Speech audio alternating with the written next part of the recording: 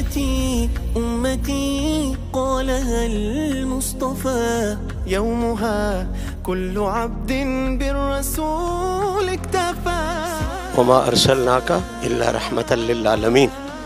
اللہ کریم اپنے محبوب پاک کی تشریف آوری کی جو حکمتیں عطا فرما رہا ہے، ان میں سے کمال کی حکمت یہ ہے کہ حبیب آئے ہی اس شان کے ساتھ ہیں کہ صرف مسلمانوں میں ہی نہیں، صرف مومنوں میں ہی نہیں، بلکہ سارے جہانوں سے نفرتیں مٹا دی جائیں اور محبتیں پھیلا دی جائیں۔ رحمت کا بنیادی کنسپٹ یہی ہے کہ وہ محبت کا پھیلاؤ ہوتا ہے، الفت کا پھیلاؤ ہوتا ہے۔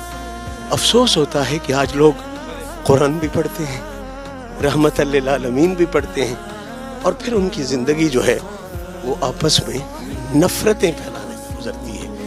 سچی بات یہ ہے کہ ہمارا تعلق قرآن سے صحیح معنوں میں جڑا نہیں ہے، کیونکہ صحیح معنوں میں قرآن سے تعلق جوڑنے کے لیے جہاں باقی علماء سے فیض کی ضرورت تھی، وہاں ائمہ اہل بیت سے فیض لینا بھی بہت ضروری تھا، چونکہ وہ انتہائی قرب کے ساتھ قرآن کے ساتھ جڑے ہوئے تھے، اور مقصد قرآن، مفاہیم قرآن کا جو علم ان کے پاس تھا وہ شاید دوسرے لوگوں کے پاس اس لیول کا نہیں ہو سکتا۔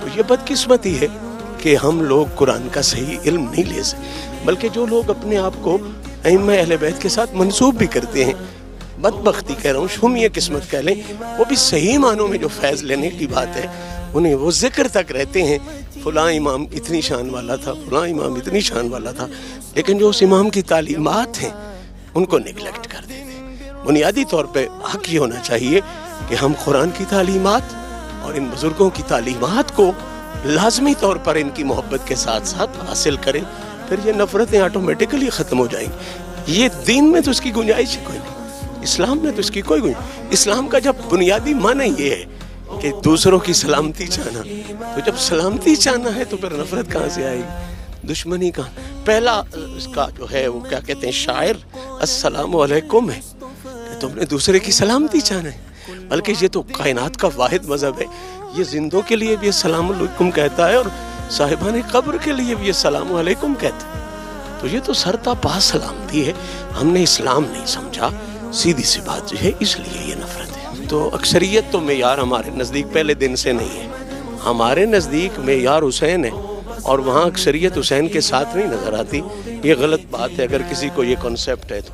دوسری بات یہ ہے کہ ہمیں کرنا کیا چاہیے، تو ہمیں یقیناً حق کی طرف رجوع کی کوشش ہے، ہمیں قرآن کی طرف رجوع کی کوشش ہے، ہمیں ان کامل علماء قرآنی جن کو جن کے ساتھ قرآن کا تعلق خود رسول نے بیان کیا ہے، علی مع القرآن والقرآن مع علی، ان کا صرف ذکر نہیں کرنا چاہیے یا ان کے نام کی صرف مجالس نہیں کرنی چاہیے، ہمیں ان کی تعلیمات سے جڑنا چاہیے۔ ظاہری بات ہے یہ ادارہ تو یوں سمجھیں کہ جو کام میں نے ابھی پچھلے 2 کلپس میں کہے ہیں، یہ ادارہ شاید ان میں سے سر فہرست ہے جو یہ کام کر رہا ہے۔ بھائی نے مجھ سے شعر سننا چاہا تو میں نے کہا چلے سب تک پہنچ جائے۔ یہ میلاد کے ساتھ بڑا تعلق ہے اس شعر کا، اور آج بھی محفل جو ہے وہ بنیادی طور پہ میلاد کی ہے۔ وہ کہ پنج تن سے جو بھی دور ہوا وہ حق کا رستہ بھول گیا، پنج تن سے جو بھی دور ہوا وہ حق کا رستہ۔ اور چونکہ ہم اہل محبت ہے نا، کسی کو بھی دکھا کے خوش نہیں ہوتے۔ پنج تن سے جو بھی دور ہوا وہ حق کا رستہ بھول گیا، راشد خلفاء بھی 5 ہی ہیں، کیوں حسن کو گننا بھول گیا؟ راشد خلفاء بھی 5 ہی ہیں اہل سنت کے نزدیک، کیوں حسن کو گننا بھول گیا؟ ہاں ہے مشہدی حیران لوگوں پر، لوگوں کی نادر سوچوں پر، ابو لہب کی انگلی یاد رہی، ابو طالب سارا بھول گیا۔